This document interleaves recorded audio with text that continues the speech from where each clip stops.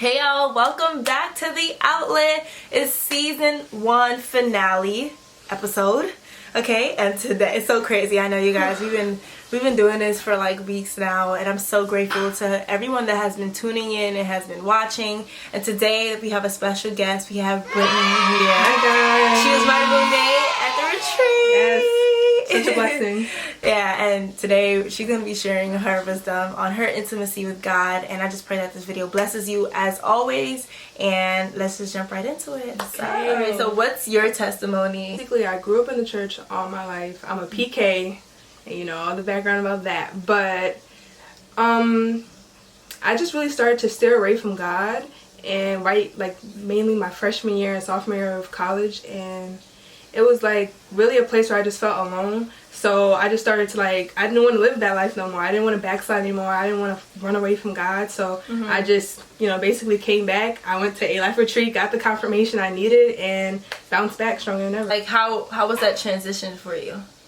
It was difficult because, growing up in the church, you know right from wrong. So when you're doing wrong, it's like you feel convicted. Right. But because it was my freshman year in college, so you have a lot of temptation, so it's like pretty normal to just want to go out and be in the world. But after a while it just gets so draining, you feel so lost, and it's not I have to make a choice at this point. Like, what do I want to do? Do I want to live my life like this anymore, or just go back to God and pour my life and allow him to use me, because it just wasn't worth it anymore. Wow. How did you build your intimate relationship with God? I treated it like a relationship. Like if I date someone or even just try to pursue anyone, I want to talk to them every day. I want to just ask every opinion, and so that's what I did with God. I really just started praying more, making sure I pray more, because that was like a big struggle to me, because I felt like I needed to do everything perfect. So I felt like I didn't know how to pray. So now I'm like, you know what, I'm just gonna have a conversation with God every day, like about my daily things. Like, hey God, is this right for me? Do I need to talk to this person? Like, give me wisdom. Like, do I need to go here? Okay, no, don't go there. Like, literally it would be bold like that, to where it's like he'll really guide me. So me seeking him more, he really started to pour in my life and change the people around me, change the environment I was in. So that really helped build my relationship. Yeah, that's good. So do you have any tips for anyone that's trying to build their relationship with God, either if they're a non-believer or someone who's just interested? Treat him like a friend, like your best friend. Like, just talk to him daily. Just the simple things. It doesn't have to be super just churchy, like, oh God, like, bless me. Or when you get in trouble, like, God, please take me out of this situation. Just talk to him daily, like, hey God, like, hey, I love you and I'm here. Everything that I'm doing is for you. God, guide me, use me. So just really building that relationship, because it doesn't take a lot. Just taking out the time of your day, making him your priority, will just bring you that guidance, and you just feel more comfortable. So did you ever experience a time where you felt drifted away from God, and how did you overcome it? Yeah, that was really just my whole beginning college experience. I felt so far away from God, like to the point where I would cry, because I just felt like my whole thing during my freshman year was I felt like I got so far that I could never come back. And that was really just the devil in my mind. Like, he won't forgive you. Like, you've done this, you've done that, and you know better. So I kind of feel worse, because I'm like, all right, and I'm a preacher's kid, so I'm like, I'm supposed to know better. I'm supposed to be, everyone looks at me like, okay, kind of like, what are you doing? So I really drifted, and I felt alone. So more so, I did not want to feel alone anymore, because I would be in a place where I felt so alone. I would just cry, and the devil would be in my head. But it's like, I know there's an opposite side to this. Like, I won't be here forever. So let me just jump out of this. Let me just seek God, because he's like chasing after me, and I can feel him. It's like, all right, he's still here. He's not gone. So he has never left. He never left. That's the confirmation I got when I went to the A-Life retreat. This year, April 13th. God spoke to me. He said, you are my daughter. I haven't left you. I've been here throughout when you felt alone, every night that you were crying, every night that you would just feel so depressed. I was here. So I'm just like, wow, I'm bawling, crying, like, you were here. Wow. all along. So what do you say to someone that has been dealing with roadblocks in their journey, whether they're a non-believer or there's someone that's willing to get to know God, like, but it's constant something that's happening for them to just be like, you know what, like, I don't know. Like in a gray area? Yeah, in a gray area. They would have to reach their breaking point. Like, enough is enough. Like, you have to, like, just, it's no more gray. Just either you're gonna be white or you're gonna be black. Right. Because to the point for me, I didn't want to continue down a road and just further myself down into just follow myself. Right. I didn't want to come to a point where something would happen and it's just like, okay, now I need God. Right. I wanted to make the decision like, hey, like, I'm blessed to see another day, to breathe another, like, it just needed to be like just the breaking point. Like, enough is enough. Like, make the choice now. So what would you say to someone that's going through the same thing that you have went through, and it's say it's like 10 years from now? How would you I guess I would say minister to a younger group of youngsters? I would try and say, like, do you know your identity? Or do you know who you are? Or do you believe that you have a purpose in life? Because that's really where it starts. If you don't know your identity, if you don't know your purpose, you automatically feel lost because you don't know what to do. Or also the environment that you're in. Is it you? Or is it the product of the people around you? Like, do you do the certain things because this is just the environment? Like, you have to really find yourself and be comfortable in yourself. And then I lost it. Like, I went off. No, but you're going good. Like, okay. Like younger women. Okay, yeah, just really finding yourself as a woman and knowing your purpose as a woman first, and then that'll be able just to guide you along the way of just healing and not getting out of that place, because you know, you'll just feel more comfortable and confident, and you'll have that self-confidence. Because I know it's really hard. Like, I really struggle with that self-esteem, confidence. I struggle with that deeply. But it wasn't until I really started looking into my purpose and that I have a purpose and believing it, because people can tell you every day that you're gonna be great, you're gonna be great, but if you don't feel that personally, then it's kind of just like going in one ear and out the other. You have to really find your purpose and believe it and chase after it. Like, it's the end. Like, just chase after it. How would you describe, well, how do you feel essentially about finding fulfillment in people and not God? Whoa, that one's hard. I feel like that's coming from what I've been through. I always seek validation from other people and going to other people so in doing that and going to other people, my relationship with God was broken. So anything that I tried to go to people for, it wasn't enough. It was always going to be a void. It was always going to be something, because if I don't have a relationship with God, how can I have a loving relationship with someone else, or even try and minister or receive someone else, because it's not right. So mainly now I'm at the place where I can't really follow anyone else unless I know it's from God, but I can't follow anyone else until I follow God first, because he has all the answers. Everything that I need, he gives me. So you know, I can't do that anymore. Right, that's good. Look like to pray, essentially. Like, what does that look like for you? Or what way would you describe prayer? I would describe it for me, in the place that I'm at, is really just thanking God and worshiping him for bringing me out of all the things that he did, seen and unseen, because I can pinpoint times in my life where I know this is nothing but God. But really just thanking him for keeping me and continuing to bless me, continuing to give me another chance, and praying against any temptation that I may come against, because I don't want it. Like, I don't want to have to go through anything and then have to repent and, God, please, I'm sorry. Like, I just want, that's the way my prayer is looking like now. It's just asking God to clear my mind, to restore me, change my thoughts, so now I can just change my actions and what I do in life now. So that's good. So, like, the changing of the heart posture. Opening my heart. That's this week I was just asking God to not harden my heart, just really allow him to use me. I'm his vessel. Like, just use me, and anything that he has in store for me, just allow me to be open to it and have an open ear, open heart to it, because you know, I'm ready for him to use me so I can pour out and help other people and minister to other people. That's good.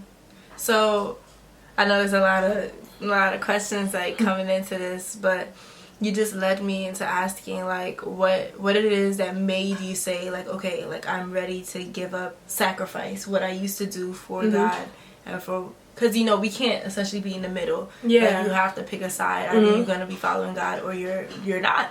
So like, what made you really say like, okay, God, like I'm in it for the long run? It was more so just continuing to drift. And I got to a point where I felt like I didn't hear God's voice. And it was just like, it was really scary. Like, you feel like no one's there. But you could be in a room full of people, but you just feel alone. And it's like, no one really understands. And when you're not around the right people who won't hold you accountable, it's kind of like they won't understand where you're coming from. Like, why are you so, like, why don't you, like, I don't feel comfortable. Right. Like, I don't feel comfortable. I can't express my love for Jesus. I can't really talk. And it's like, that's wrong. In me, I start to feel wrong. Like, I shouldn't be hiding. I shouldn't be feeling alone. I need to chase after him. Like, he's literally kept me so long, been calling my name, like, Brittany, come home. And it's just like, now it's like, enough is enough. Like, I can only go so far with just me. Like, now I want to see what he has for me, and he can direct my path. And now it's just been nothing but happiness. Not just happiness, but it's just been better. Just feeling like a bunch of weights are just off your shoulder. Like, you're free. Like. So what would you like to share with the viewers who are still a little bit confused about what it is that being a Christian is like? Because I know there's a lot of misconceptions of like being a Christian is like a religion for one. Like, they feel like it's a whole set of rules of things that they have to change, and ideally like it is like you have to sacrifice things that you used to do for what you do for God. But it's just like, at the same time, all of these things are to benefit you in the long run. There's nothing that God places in front of us is to hurt us. So what would you explain? Like, I know that's kind of like broad though. Like how to explain generally, but what it is that being a Christian is like to you. To me, it's compared at least to the world. Okay. Yeah. All right. To me, it's more so following. Okay. To piggyback off what you said, a lot of people think it's a bunch of rules that you can't do. But when you think about it, it's good to have rules. It's good to have a set of law in front of you to be like, okay, this is and the ultimate law, that this is right and this is wrong. Because everything set up is either going to help you in life or hurt you in life. Right. So to me, it's more so following what God has for me, because I know it's nothing but right. Because in the end, that we will win. So why am I gonna do anything else that's not right? I'm gonna curse. I'm gonna drink. I'm gonna do all those things. But in the long run, it just builds that void up in you to where it's like you just feel so disconnected, and that disconnect really starts to get you, and it drives you into depression. It drives you into negative thinking. So following God and following what He has, because when you end up finding your purpose in life, it's nothing more satisfying to know. So literally, that's what it is for me. Just following God and allowing Him to lead your way. Right. So it's more so of a guidance, like you're following, and we're not always going to see where He's taking us, but just know that He would never take us into harm's way if we believe in Him. So yeah, that was good. Anything else that you want to share? And also with that, having people around you who can hold you accountable. It's nothing wrong with having someone who genuinely loves you and you're transparent with that person to hold you accountable for your actions. Right. So if you do mess up, they're not going to be super judgmental. It's more so they're trying to help you, lead you to the best person that you can be. So it's not bad when you really think about it, because I feel like it's a lot of negative thinking when you're like, okay, I'm scared to give my life to Christ. I'm scared to really just go for it. But it's not bad. When you really dedicate your life, it's amazing. Yeah. And even for myself, like, I took so long to say, like, all right, I'm going to get baptized now. Like, months prior to, I got baptized in August of 2018. And probably, like, the whole summer from, like, May. From May, I felt like I was supposed to get baptized. Like, May last year, like, May this year and May last year is, like, two different Mays, okay? Like, last year, May was not good. Not good at all. But I was there in May, and I kept feeling like I'm supposed to, like, because I started back going to church in February. So it's only been, like, a couple months from February to May of last year, me going to church. And I'm like, all right, like, I think I do want to take this serious, but at the same time, I wasn't willing to give up the things that I desired at the time. So I just kept getting that conviction, like, you know, like, you have to be born again, like, you have to be made new, and in order to be accepted into the kingdom. And that's a whole nother video for a whole nother time, because you could just go on and on about that. But leading up to me getting baptized was just like, it was so many times I felt like I had to like change something, or become better, or stop doing this, or stop hanging out with these people, stop going to this, and like, there's so many things that God doesn't even care about. Like, he says to come as you are. Exactly. So like, you do not have to be perfect. Exactly. Like, you don't have to get it all together, because then what we need God for if you're gonna get it all together by ourselves? Exactly. So yeah, that's just a message. Like, that's the whole word. Like, you don't need to get yourself together. You can literally just come as you are. Come, have an open heart, open mind. You're gonna receive. Like, God is going to. And if anybody that's watching this video that doesn't even know like what, or has watched any of these episodes and don't know like what path that they should take, or if following God is the right choice for them, like, let this be your confirmation that it is, and it is the best path to take, and it's the only path that you should be taking that's going to benefit you and your future generations, because it's not only about us anymore.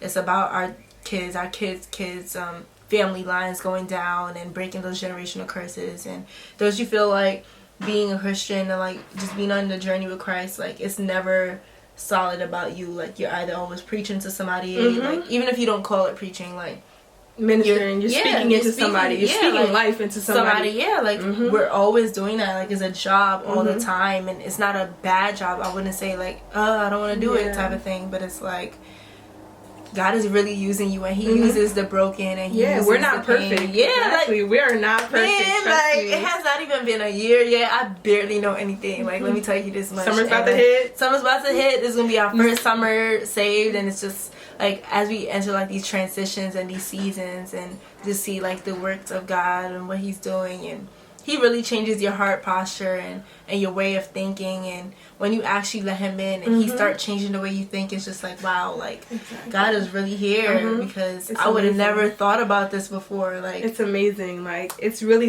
the way you mature is in a small matter of time. The way you mature, the way you see things, you don't want to do things anymore. You don't want to do like worldly things. And it's just like, it's nothing. It's all for the better, for your better you. So this is your confirmation. This is speaking to you. Like, just really just dedicate.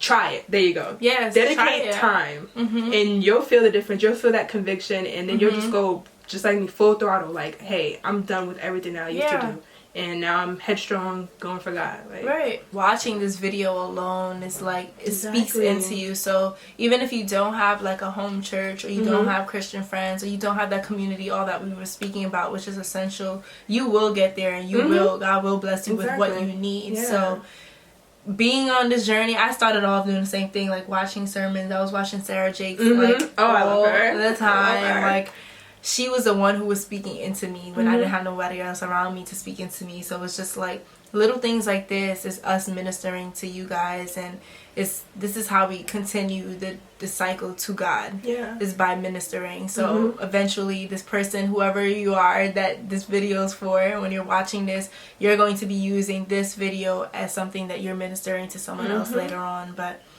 every time when it's not easy, just come back. That's what someone told me. Like, God loves when you come back. If you fall, don't stay in that place. Just, okay, I knew I fell, I knew I did wrong, but come back. Because it's always, he gives you multiple chances. Think about just where you are now. Like, the things that you do, like, you're here. Like, he loves you. He loves you enough. I don't deserve it. So being here and being able to minister and say what I've been through, and now chasing after God when he's chased after me my whole life, it's literally a blessing. Like, I couldn't be thankful enough. And just a little thing of you being able to speak right now, you being able to watch this video right now is a blessing alone, that you have breath in your lungs, that God is still working on you, whether your circumstances, whether your situations is looking like otherwise, because we all been there, we all are there, because it's never ending. So like, you prophesy his goodness even when you don't see his goodness, and let that manifest in itself. So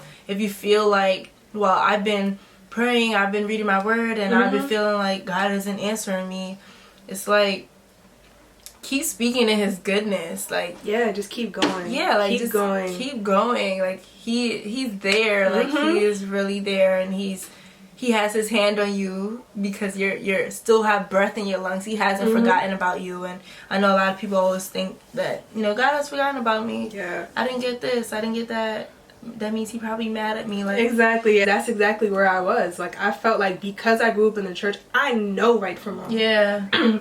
And I know exactly I should not be doing what I'm doing, but I'm still doing it. So I'm like, I know God is mad at me. But then it's like exactly. He knew your plans before. Like, he knew what you were going to do before you even did it. So it's just like, it's not a shocker to him. Anything that happens that you're now doing is just like, oh, I knew she was going to do that. That was a part of the plan that was going to. Now I'm going to turn that around. And she's going to use what she did to help other people. Like, and that's just really how it goes. And it's just so crazy how God just turns the whole table around and take you out of situation. I was talking about it with Ariel in the last episode, that she, like, when you were in a friend group and the same friends that you used to do all these sinful things with, the tables eventually turn, and they either come to you and God is using you to minister to them, because that has been happening a lot to me lately. I have friends that I was friends with in college, and man, they come to me now, and it's just like, they know that. And that's, I love that you're in that spot, because I was literally struggling with this just like last week. Like, I felt like I was so alone. But the confirmation that I got this past Sunday at church was that after a while, God, like, those friends, they're gonna come back. Like, that's what everyone, you told me that. They're gonna come back, and you're going to be that light for them. You're going to be that guidance for them, and to stay, like, they know who to go to. So it's like that, knowing that and believing in that, that's a blessing. Because even if this is, if we can't be together, if we can't be as close friends, I know that in some day, sometime soon, I can help you. Or we can help each other. We can, like, we can build. But just not right now. And that's like, the seasons literally for everything, and I feel like it's even better what God does in that way, is that he brings back the people who know you. Like, they knew you before you were saved, so just to see God's goodness in you, it's easier for them to believe and trust in God because of what experiences you had in the past and what you're going through now. So I do feel like tables do turn, and God really does use you even when you feel unqualified, because God does not qualify. He qualifies the unqualified. Okay, say it one more time. He qualifies the unqualified. Yes, he does. Like, none of us are ever fully prepared. Generation as well, to see, like, there's other young people out there that are chasing God, and it's not just me and not just her. Like, it's a vast majority. And once I first went to A-Life, the first time I went there, I'm like, first of all, like, not even to sound like stereotype and all that stuff, I was like, I've never seen so many black people, black young people worshiping God. Like, I promise I said that. And that's how good God is, to put you in that place so you can see that. Because if someone would have told you, it's like, you don't believe it. Or when someone invites you to church, because I've been that person sometimes, I want my friends to come to church and they don't come. But because they have that mindset, like, oh, this is going to be this way. It's going to be so judgmental. It's going to be this. I can't even wear this. Oh my God. And it's just like, no, like, there are places, find your church home. There are places where you can go where there's all types of different worshiping. You can worship in different ways, express yourself.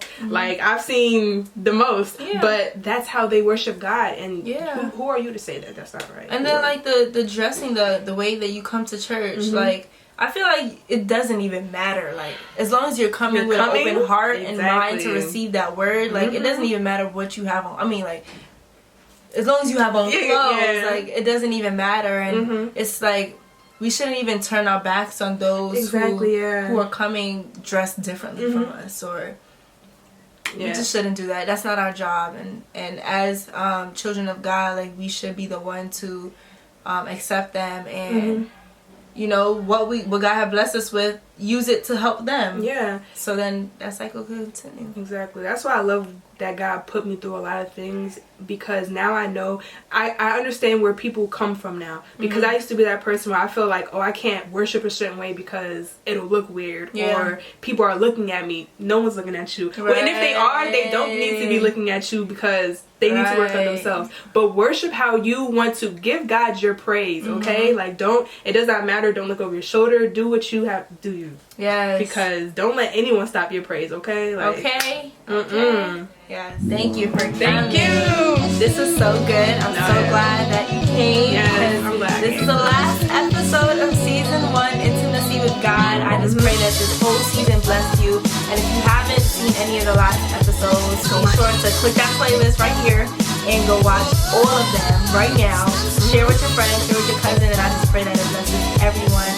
Leave a comment below on your favorite thing that you've seen this season. What's one thing that stood out to you, and just be prepared for that season finale. So subscribe to the channel.